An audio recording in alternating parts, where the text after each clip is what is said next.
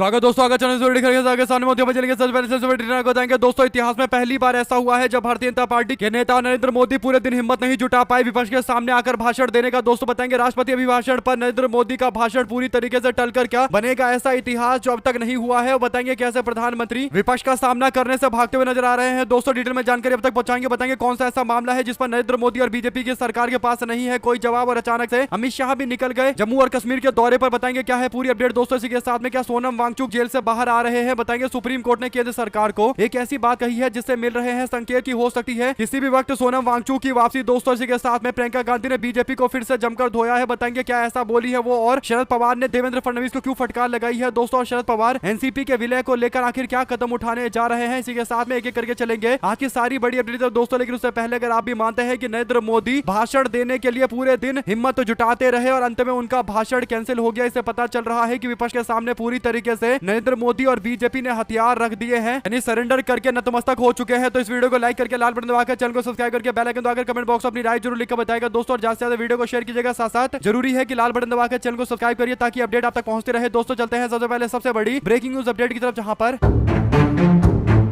28 जनवरी 2026 से बजट का सेशन शुरू हुआ है दोस्तों। और बजट सत्र की शुरुआत से ही राष्ट्रपति के अभिभाषण के साथ और बजट के पेशी के बाद राष्ट्रीय सुरक्षा के मुद्दे को लेकर लगातार आंदोलन जारी है। आपको बता दें कि राष्ट्रपति अभिभाषण 28 तारीख को देती है और इस दौरान वीबीजी रामजी योजना को लेकर बीजेपी के खिलाफ कांग्रेस पार्टी मैदान में उतरती है और तब नरेंद्र मोदी सरकार बैकफुट पर चली गई दोस्तों। इसके बाद 2 फरवरी को नरेंद्र मोदी के खिलाफ जमकर नारे लगाए गए और भारत और अमेरिका के बीच में ट्रेड जिसमें अमेरिका को एक तरफा फायदा पहुंचाया गया दोस्तों, इसके खिलाफ मोर्चा खोला गया। इसके बाद राहुल गांधी 2 दिनों तक सदन में जाकर भाषण पूरा करने की कोशिश करते हैं, लेकिन राहुल गांधी को किताब नहीं पढ़ने दिया जाता दोस्तों। एमएम नरवणे की ये किताब, जिसे बीजेपी कह रही है कि ये किताब अभी मार्केट में नहीं आया है तो इसको पढ़ने नहीं दिया जाएगा, पब्लिश नहीं हुई है। तो राहुल गांधी पूरी किताब लेकर आ गए और संसद के मकर द्वार में राहुल गांधी बैठे हुए थे दोस्तों, मकर द्वार पर बैठे हुए थे। और इस दौरान भारतीय जनता पार्टी सरकार के खिलाफ जनता से बात की जा रही थी मीडिया के माध्यम से, और मीडिया के सवालों का जवाब राहुल गांधी दे रहे थे दोस्तों। यानी राहुल गांधी पूरे दिन संसद के मकर द्वार पर इंतजार करते रहे कि नरेंद्र मोदी राष्ट्रपति के अभिभाषण पर बयान देने के लिए आएंगे दोस्तों। लेकिन पूरे दिन इंतजार करने के बावजूद नरेंद्र मोदी भाषण देना तो दूर की बात मकर द्वार के आसपास भी दिखाई नहीं दिए। इससे एक बात साबित हो गई कि राहुल गांधी एमएम नरवणे की किताब लेकर बैठे हुए थे। अगर नरेंद्र मोदी आते तो हो सकता है कि राहुल गांधी उसी मकर द्वार के पास नरेंद्र मोदी को किताब थमा देते और बताते कि ये लो किताब, इस किताब में से मैं पढ़ना चाहता हूं, इस किताब को आप लोग पढ़ने नहीं दे रहे हो। और जिस तरीके से राहुल गांधी एग्रेसिव है दोस्तों, वैसे ही कांग्रेस पार्टी और विपक्ष की महिला सांसदों ने नरेंद्र मोदी के भाषण देने के टाइम होते ही सबसे पहले नरेंद्र मोदी जहां पर बैठते हैं दोस्तों, वहां पर जाकर पूरी तरीके से बैनर से नरेंद्र मोदी की कुर्सी को घेर दिया और नारे लगाए कि पहले मोदी इसका जवाब दो, उसके बाद कुर्सी पर आकर बैठना। यानी मोदी का भाषण 5 बजे के आसपास होने वाला था और उससे पहले बैनर लेकर कांग्रेस पार्टी की महिला सांसद पहुंच गई। तो एक बात साबित था दोस्तों कि अगर नरेंद्र मोदी यहां पर आते तो उनका प्रचंड तरीके से विरोध किया जाता। और कांग्रेस पार्टी के सांसदों की तैयारी से पता चल चुका है कि भारतीय जनता पार्टी अब हिम्मत नहीं जुटा पा रही है यहां पर आने की दोस्तों। इसके बाद अब आज तक जैसे कई सारे रिपोर्ट में बताया गया है कि नरेंद्र मोदी का भाषण राष्ट्रपति के अभिभाषण पर, जिसको धन्यवाद प्रस्ताव पर नरेंद्र मोदी का भाषण बोला जाएगा, उस धन्यवाद प्रस्ताव पर नरेंद्र मोदी के भाषण को बीजेपी इस बार नहीं कराएगी। ये चर्चाएं चल रही है दोस्तों। और कारण यह है कि विपक्ष पूरी तरीके से एग्रेसिव है। विपक्ष नरेंद्र मोदी को एक भी मुद्दे पर छोड़ने को तैयार नहीं है। अगर नरेंद्र मोदी भाषण देने के लिए आएंगे तो उनके बयान के पीछे, यानी जब वो भाषण दे रहे होंगे तो पीछे विपक्ष के लोग नारे लगा रहे होंगे F3 फाइल, F3 फाइल, और नरेंद्र मोदी के पास जवाब देने के लिए कुछ नहीं बचेगा दोस्तों। इन्हीं कारणों से साबित हो रहा है कि भारतीय जनता पार्टी इस बार नरेंद्र मोदी का भाषण करने से बच रही है। अगर आप भी मानते हैं कि इतिहास में पहली बार ऐसा होगा जब भारतीय जनता पार्टी अपने किसी प्रधानमंत्री का राष्ट्रपति के अभिभाषण पर, धन्यवाद प्रस्ताव पर भाषण नहीं दिलवाएगी, अगर आप भी मानते हैं दोस्तों कि विपक्ष पूरी तरीके से इस बार एग्रेसिव हो और नरेंद्र मोदी को F3 फाइल से लेकर चाइना के भारत की बाउंड्री में आने और एमएम नरवणे के द्वारा लिखी गई बातों पर जवाब देना चाहिए। और तीसरा ये कि ट्रंप ने भारत से जो डील करवाया है दोस्तों, उस पर भी नरेंद्र मोदी को बताना चाहिए कि देश के किसानों को बर्बाद करने के लिए ट्रंप के साथ में क्यों डील किया गया। अपनी राय जरूर लिखता है, ज्यादा वीडियो को शेयर कीजिएगा। चलते हैं एक और अपडेट की तरफ, जहां पर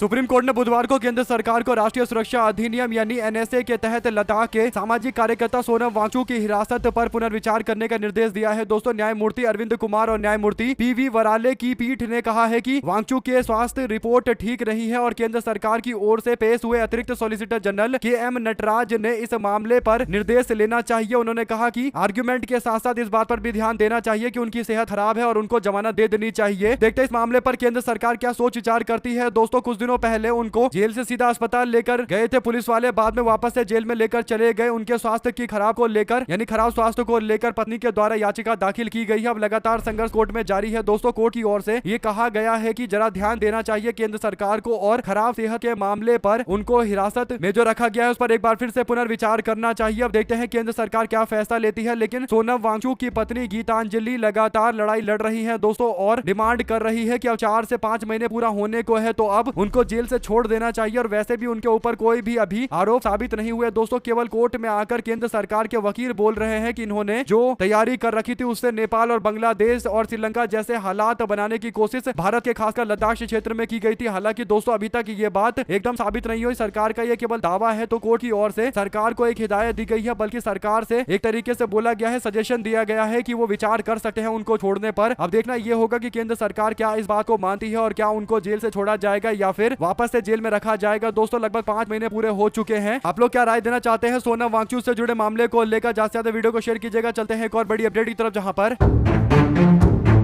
प्रियंका गांधी ने बीजेपी को जोरदार तरीके से निशाने पर लेते हुए कहा कि इंदिरा गांधी जी कभी भी अपने निर्णय से पीछे नहीं हटी। उन्होंने अपने कमरे में दुबकर ये नहीं कहा कि मैं कोई निर्णय नहीं लूंगी, कोई फैसला नहीं लूंगी। वे आगे आई, उन्होंने निर्णय लिया और पाकिस्तान के 2 टुकड़े किए। लेकिन आज नरेंद्र मोदी निर्णय लेने से पीछे हटे हैं। ये बात MM नरवणे की किताब में लिखा हुआ है। यानी नरेंद्र मोदी को लेकर जो दावे चल रहे थे दोस्तों, जो ब्रांडिंग हुई थी कि नरेंद्र मोदी का 56 इंच की छाती और कोई भी बड़ा फैसला ले सकते हैं। नरेंद्र मोदी यहाँ तक की दावा कर रहे थे कि चाइना को लाल आंख दिखाया जाएगा जब तक प्रधानमंत्री नहीं बने थे। उसके बाद से चाइना को लेकर बीजेपी की पॉलिसी पूरी तरीके से एक्सपोज हो गई है दोस्तों। और प्रियंका गांधी की ओर से इन्हीं बातों को बताया गया है। सवाल सबसे बड़ा यह है कि MM नरवणे ने जब फोन लगाया राजनाथ सिंह को, तो राजनाथ सिंह ने डायरेक्ट बात नरेंद्र मोदी से क्यों नहीं करवाई और क्यों नरेंद्र मोदी खुद से फोन पर आए और MM नरवणे से बातचीत करते हुए पूरे मामले पर उनको कॉन्फिडेंस दिया? क्यों MM नरवणे को अकेले छोड़ दिया गया, यानी MM नरवणे को डिसीजन लेने के लिए छोड़ दिया गया, जबकि वो उस समय में साथ की मांग कर रहे थे। यानी उनको कोई भरोसा देने वाला चाहिए था। आप लोग अपनी राय जरूर लिखकर बताएंगे दोस्तों अगर आप भी मानते हैं कि प्रियंका गांधी ने एकदम सही बोला। इंदिरा गांधी और नरेंद्र मोदी में जमीन आसमान का अंतर है। इंदिरा गांधी सामने से लड़ाई लड़ने के लिए पहुंची, उन्होंने 7th फ्लीट यानी न्यूक्लियर से लदे हुए हथियार की भी नहीं मानी और अमेरिका को बोल दिया कि वो इस तरीके के हथियार वाले गीदड़ भपियों से डरेंगे नहीं और जब तक भारत के हित में कदम उठाने की बात होगी तब तक वो आगे कदम उठाती रहेंगी, बिल्कुल किसी के दबाव में नहीं आने वाली। और अंततोगत्वा बाद में अमेरिका को पीछे हटना पड़ा और यहाँ तक कि रूस के साथ में भी भारत ने दोस्ती की दोस्तों, केवल अमेरिका को पीछे हटाने के लिए और बांग्लादेश को पाकिस्तान से मुक्त करवाने के लिए। लेकिन आज तक भारतीय जनता पार्टी की सरकार पाकिस्तान के खिलाफ केवल बोलती है दोस्तों। पाकिस्तान पर उस तरीके से बीजेपी के लोगों की सरकार ने एक्शन नहीं लिया जैसे इंदिरा गांधी ने लिया था। अगर आप भी मानते हैं कि पाकिस्तान को अगर सबसे बड़ा सबक किसी ने सिखाया तो इंदिरा गांधी जी ने सिखाया, और बीजेपी वालों को अगर इंदिरा गांधी की बराबरी करनी है, कांग्रेस की बराबरी करनी है, तो पाकिस्तान को फिर से 2 हिस्सों में तोड़ना चाहिए। अगर आप भी मानते हैं दोस्तों की 56 इंच की छाती वाली जो ब्रांडिंग थी वो MM नरवणे की किताब से धीरे धीरे करके नरेंद्र मोदी की समाप्ति की ओर पहुंच गई है और नरेंद्र मोदी को जवाब देना चाहिए उनकी छवि की समाप्ति पर। चलते हैं एक और बड़ी अपडेट दोस्तों, जहां पर हरियाणा में भारतीय जनता पार्टी के विधायक देवेंद्र अत्री ने सुप्रीम कोर्ट के अंदर याचिका दाखिल की थी और उचाना विधानसभा सीट पर दोबारा से काउंटिंग यानी दोबारा से गिनती मतगणना कराने पर रोक लगाने की मांग की थी दोस्तों। बीजेपी के विधायक देवेंद्र अत्री ने कहा था कि उनको 32 वोटों से जीत मिला, लेकिन ये जीत सही तरीके से गिनती के बाद हुई है और सुप्रीम कोर्ट ने तो आदेश दिया था और कांग्रेस के हारे हुए उम्मीदवार बृजेंद्र सिंह के समर्थन में कहा था कि दोबारा से वोटों की गिनती होनी चाहिए क्योंकि केवल 32 वोटों के अंतर से चुनाव का नतीजा तय हुआ है। सुप्रीम कोर्ट ने इस फैसले में पंजाब और हरियाणा हाई कोर्ट का समर्थन करते हुए यानी उनका जो फैसला था उसे वापस से स्टोर करते हुए कहा है कि उसी फैसले के इर्द गिर्द दोबारा से रिकाउंटिंग होगी। कांग्रेस के प्रत्याशी बृजेंद्र सिंह का आरोप है कि 150 वोट केवल इसलिए कैंसिल कर दिए गए क्योंकि पोस्टल बैलेट के लिफाफे के ऊपर लगे स्कैनर स्कैन नहीं हो पा रहे थे। इसी तकनीकी खराबी के कारण उनके वोट रिजेक्ट किए गए और डिब्बे में डाल दिया गया था, जिस कारण से वोट की जब गिनती नहीं हुई तो यहाँ पर भारतीय जनता पार्टी के नेता देवेंद्र अत्री चुनाव जीत गए और कांग्रेस पार्टी के वरिष्ठ नेता बृजेंद्र सिंह को हार का सामना करना पड़ा और अब कोर्ट में भी याचिका खारिज कर दी गई है दोस्तों। तो रिकाउंटिंग होगा और उम्मीद जो जताई जा रही है उसके अनुसार कांग्रेस पार्टी के नेता यहां से एक बड़े अंतर से चुनाव जीते हुए नजर आएंगे। आप लोग अपनी राय जरूर लेकर बताएगा, ज्यादा से ज्यादा वीडियो को शेयर कीजिएगा। चलते हैं एक और बड़ी अपडेट की तरफ दोस्तों, जहां पर एनसीपी एसपी यानी शरद पवार की पार्टी के चीफ शरद पवार ने महाराष्ट्र के अंदर सीएम देवेंद्र फडणवीस पर निशाना साधते हुए कहा कि देवेंद्र फडणवीस मेरे और अजित पवार के बीच में पार्टी के विलय को लेकर चर्चा के दौरान मौजूद नहीं थे, इसीलिए देवेंद्र फडणवीस का कोई अधिकार नहीं है कि वो एनसीपी के दोनों ग्रुप के साथ में आने को लेकर जो चर्चा चल रही है उस पर कोई भी टिप्पणी करे। बारामती के अंदर प्रेस कॉन्फ्रेंस को संबोधित करते हुए शरद पवार ने कहा कि एनसीपी एसपी के नेता जयंत पाटिल और उनके भतीजे एनसीपी के चीफ अजित पवार विलय की बात का नेतृत्व कर रहे थे और शरद पवार ने यह भी कहा कि उन्हें खुशी है कि सुनेत्रा पवार को डिप्टी सीएम बनाया गया है। देवेंद्र फडणवीस ने कहा था कि अगर एनसीपी मर्जर की बात सच में चल रही होती तो अजित पवार ने उनके साथ भी ये बात शेयर की होती, लेकिन ऐसा दावा है देवेंद्र फडणवीस का कि कोई ऐसी चर्चा नहीं की गई, क्योंकि बीजेपी वालों को डर सता रहा है कि एनसीपी पार्टी का पूरा कंट्रोल फिर से शरद पवार के हाथ में ना चला जाए, क्योंकि अगर शरद पवार के हाथ में पूरा कंट्रोल चला गया तो फिर भारतीय जनता पार्टी को जो पूरा समर्थन एनसीपी का मिल रहा है, अजित पवार ग्रुप का मिल रहा है, वो पूरी तरीके से खत्म हो जाएगा दोस्तों। और इसीलिए कैसे भी बीजेपी चाह रही है कि शरद पवार के हाथ में एनसीपी अजित पवार गुट का कंट्रोल ना आए और लगातार बयानबाजी फडणवीस के द्वारा की जा रही है दोस्तों। तो इस पर शरद पवार ने कहा कि उनका कोई भी स्टेक नहीं है, कोई मतलब भी नहीं है, तभी वो आकर यहाँ कमेंट कर रहे हैं। उनको इस बात पर कमेंट नहीं करना चाहिए कि एनसीपी के मर्जर का क्या होगा, आपस में दोनों पार्टियां मिलेंगी या नहीं मिलेगी। आप लोग अपनी राय जरूर लेकर बताएगा दोस्तों। चलते हैं एक और बिग न्यूज अपडेट की तरफ, जहां पर दक्षिण भारत के अंदर भारतीय जनता पार्टी तमिलनाडु के अंदर सरकार बनाने के सपने देख रही है दोस्तों। ऐसे में एक नेता को आगे करके बीजेपी ने अपने संगठन का विस्तार किया था। उस नेता का नाम तमिलनाडु के अंदर के अन्नामलई था। के अन्नामलई को लेकर यहां तक कि नॉर्थ इंडिया यानी उत्तर भारत के अंदर भाजपा के समर्थक दावा कर रहे थे कि वो आने वाले दिनों के अंदर देश के प्रधानमंत्री बनेंगे, बीजेपी का भविष्य बनेंगे दोस्तों। लेकिन बीजेपी ने तमिलनाडु के चुनाव से पहले एआईएडीएमके के साथ में हाथ मिलाने के लिए पहले अपने नेता के अन्नामलई को अध्यक्ष के पोस्ट से हटाया। उसके बाद अब के अन्नामलई को लग रहा है कि भारतीय जनता पार्टी ने जिन सीटों की जिम्मेदारी उनको दी है वो उनके बस की बात नहीं है। इसके बाद दोस्तों के अन्नामलई ने सारी जिम्मेदारियों से अपने आप को मुक्त करवा दिया है। भारतीय जनता पार्टी के नेता को उन्होंने लेटर लिखा है बीजेपी के अध्यक्ष को और कहा है कि मुझे सारे जिम्मेदारियों से मुक्त किया जाए। तमिलनाडु के अंदर मैं अभी काम नहीं कर पाऊंगा, 6 महीने तक मैं अपने पिताजी के साथ में रहना चाहता हूं, उनका डायलिसिस चल रहा है, उनकी देखभाल करना चाहता हूं। इसके बाद उन्होंने 6 विधानसभा सीटों को लेकर कहा कि मैं इनकी जिम्मेदारी नहीं निभा सकता। एक है सिंगानलूर, दूसरा है विरुगंबाकम और कैरेकुडी के साथ साथ पद्मनाभपुरम कन्याकुमारी विधानसभा क्षेत्र है दोस्तों। ऐसे में भारतीय जनता पार्टी के नेता के अन्नामलई 2026 के विधानसभा चुनाव से इस तरीके से अचानक से ब्रेक लेंगे, इस बात की कोई कल्पना नहीं कर रहा था। और तमिलनाडु के अंदर के अन्नामलई को बीजेपी को जानबूझकर साइडलाइन करना पड़ रहा है, क्योंकि भारतीय जनता पार्टी के साथ में आने वाली पार्टी एआईएडीएमके जिसके नेता पलानीस्वामी है दोस्तों, उन्होंने कहा है कि बीजेपी के किसी नेतृत्व को आगे नहीं करने दिया जाएगा तमिलनाडु के अंदर। और तमिलनाडु में इन पार्टियों को शक है कि कहीं के अन्नामलई को मुख्यमंत्री बनाने के लिए बीजेपी इस तरीके से छोटी पार्टियों के साथ गठबंधन ना कर रही है और बाद में इन छोटी पार्टियों को धोखा देकर अपने नेताओं को मुख्यमंत्री बनाने की कोशिश ना करने लगे। इसीलिए के अन्नामलई को साइडलाइन करने के लिए लगातार विपक्ष के सहयोगियों के द्वारा बोला जा रहा था दोस्तों। और के अन्नामलई को अब जो साइडलाइन किया गया है ये जरूर एआईएडीएमके और अपने सहयोगियों की वजह से बीजेपी ने दबाव में किया है। आप लोग इस पर अपनी राय जरूर लिखकर बताएगा। चलते हैं एक और अपडेट की तरफ, जहां पर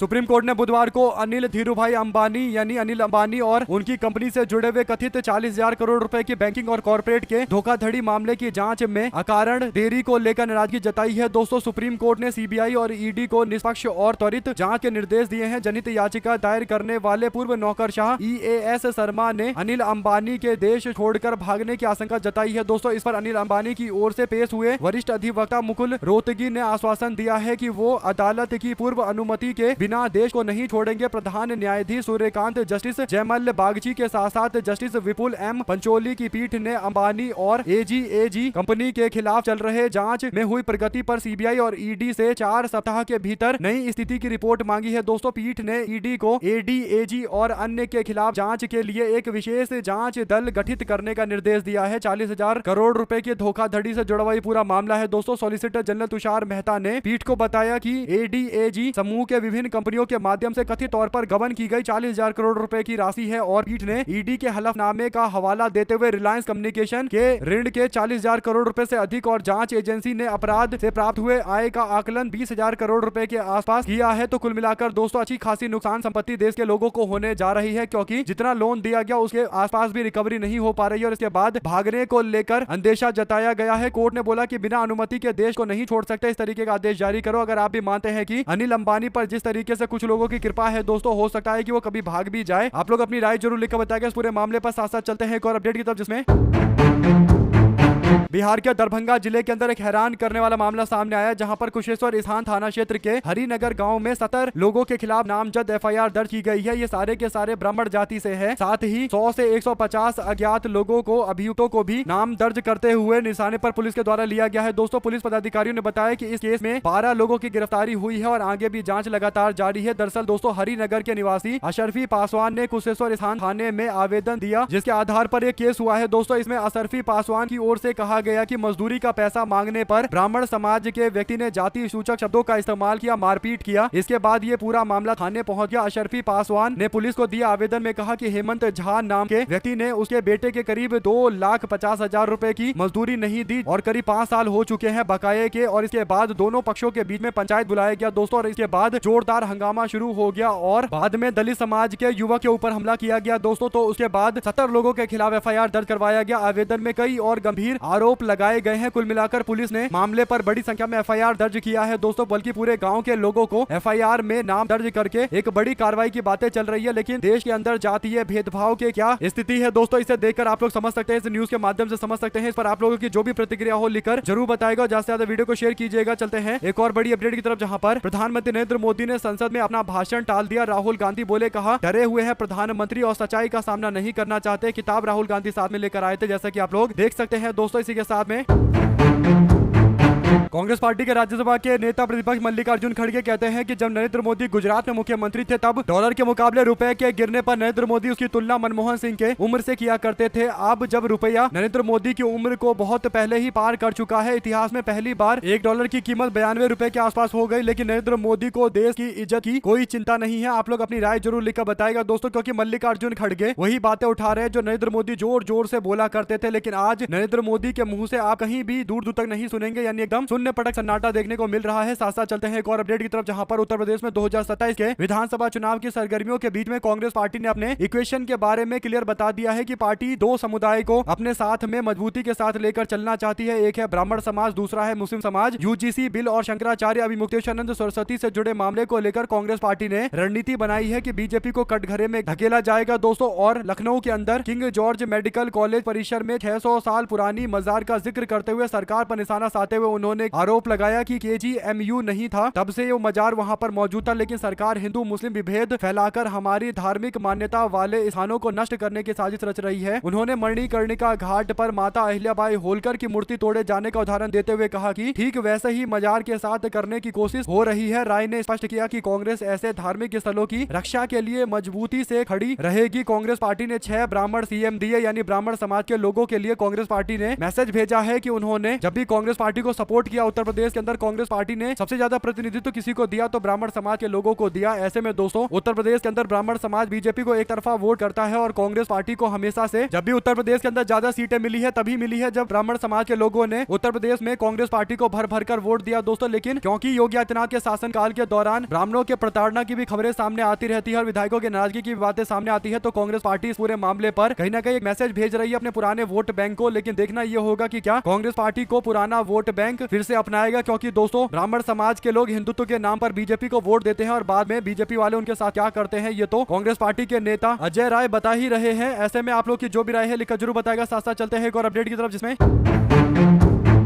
उत्तर प्रदेश के अंदर तकरीबन 13% के आसपास ब्राह्मण आबादी है दोस्तों, और यही बड़ा कारण है कि उत्तर प्रदेश की राजनीति में ब्राह्मण समाज को लेकर, नेतृत्व को लेकर आपस में संघर्ष चलता रहता है। भारतीय जनता पार्टी में कांग्रेस के एक बड़े नेता जितिन प्रसाद शामिल हुए थे, ये बताकर कि वो उत्तर प्रदेश में ब्राह्मण समाज के बड़े नेता है। बाद में बीजेपी में इनको केंद्रीय मंत्री भी बना दिया गया दोस्तों। लेकिन हकीकत यह है कि जितिन प्रसाद को उत्तर प्रदेश के अंदर कोई जानता भी नहीं है, और उसके बाद अब एक नए नेता के उभार को लेकर जितिन प्रसाद अपने आप को असहज महसूस करने लगे हैं। दरअसल अभी हाल फिलहाल में बरेली के सिटी मजिस्ट्रेट अलंकार अग्निहोत्री ने अपने पोस्ट से इस्तीफा दिया था, ये बोलकर कि वो यूजीसी कानून के खिलाफ इसलिए है क्योंकि यूजीसी कानून में ब्राह्मणों के खिलाफ नियम लाए गए हैं। और इसके बाद उन्होंने स्वामी अभिमुक्तेश्वरानंद सरस्वती से जुड़े मामले को लेकर भी टिप्पणी की थी दोस्तों। इसके बाद अलंकार अग्निहोत्री ने जो बयान दिया और जिस तरीके से वो अपने आप को ब्राह्मण नेता के तौर पर पेश करने की कोशिश कर रहे हैं और कुल मिलाकर योगी सरकार के खिलाफ मोर्चा खोले हुए हैं, तो ऐसे में बीजेपी के नेता केंद्रीय मंत्री जितिन प्रसाद की मुश्किलें बढ़ रही है दोस्तों। जितिन प्रसाद पर निशाना साधते हुए रिटायर्ड या यूं कहिए निलंबित निलंबित सिटी मजिस्ट्रेट अलंकार अग्निहोत्री कहते हैं कि उन्हें समाज ने नेता बनाकर भेजा, लेकिन उन्हें अब चूड़ियां और घुंघरू भेज देना चाहिए क्योंकि वो समाज के लिए काम नहीं कर रहे, यूजीसी और SC/ST एक्ट को लेकर आवाज नहीं उठा रहे। अलंकार अग्निहोत्री ने केंद्रीय मंत्री जितिन प्रसाद पर आरोप लगाया कि पहले ब्राह्मण चेतना परिषद बनाकर सवर्णों का वोट लेते हैं, उसके बाद PWD के मंत्री बन जाते हैं और अब यूजीसी पर चुप्पी साधकर बैठे हुए हैं। आपको बता दें कि जितिन प्रसाद पीलीभीत लोकसभा क्षेत्र से चुनावी मैदान में उतरते हैं दोस्तों, क्योंकि यहाँ पर पिछली बार जो नेता चुनाव लड़े थे वरुण गांधी, उन्होंने चुनाव लड़ने से मना कर दिया था और इसके बाद पीलीभीत से वो चुनाव जीत कर गए। तो अब जितिन प्रसाद को लेकर समाज के अंदर से ही आवाज उठनी शुरू हो गई है और ऐसे में अलंकार अग्निहोत्री कई सारे बीजेपी के ब्राह्मण नेताओं को एक्सपोज करते हुए नजर आएंगे, इसमें कोई दो राय नहीं है। आप लोग अपनी राय जरूर लिखकर बताएंगे दोस्तों अगर आप भी मानते हैं कि बहुजन समाज के लोग बीजेपी से जबरदस्त गुस्सा है और उसके बाद ब्राह्मण समाज जो बीजेपी को आंख बंद करके वोट देता है वो भी बीजेपी से अलग होता जा रहा है, तो इसके बाद भारतीय जनता पार्टी की स्थिति खराब होना पूरी तरीके से तय है। चलते हैं एक और बड़ी अपडेट दोस्तों, जहां पर आरएसएस के प्रमुख मोहन भागवत की ओर से एक ऐसा बयान सामने आया जिसके बाद अमित शाह को इस बयान पर देखना चाहिए और अमित शाह को इस बयान को देखकर कहीं ना कहीं देश के लोगों से माफी मांगना चाहिए। दोस्तों भारत में बड़ी संख्या में अवैध तरीके से बांग्लादेशी और रोहिंग्या लोग रह रहे हैं, ये बयान किसी और का नहीं बल्कि मोहन भागवत का है। मोहन भागवत कहते हैं कि अवैध प्रवासियों को रोकना सरकार की जिम्मेदारी है और जनसांख्यिकी यानी अगर डेमोग्राफी के अंदर कोई भी असंतुलन होता है तो ये सरकार की चिंता होनी चाहिए, सरकार को इस पर एक्शन लेना चाहिए, यानी सरकार की जिम्मेदारी बनती है। कुल मिलाकर अमित शाह के खिलाफ निशाना साध रहे हैं मोहन भागवत। हालांकि उन्होंने डायरेक्ट अमित शाह का नाम नहीं लिया दोस्तों, लेकिन बयान कहीं ना कहीं अमित शाह के खिलाफ ही माना जाना चाहिए। आप लोग अपनी राय जरूर लिखकर बताएंगे। इसी के साथ में मणिपुर के अंदर एनडीए गठबंधन ने सरकार बनाने का दावा किया है। मुख्यमंत्री के तौर पर युमनाम खेमचंद ने अपना शपथ ले लिया है दोस्तों, उनको मणिपुर के राज्यपाल की ओर से शपथ दिलवाया गया और राजभवन के अंदर हुए शपथ ग्रहण समारोह के दौरान भारतीय जनता पार्टी के नेता गोविंद दास और एनपीपी के लोकन सिंह ने भी मंत्री के पोस्ट पर शपथ ली है।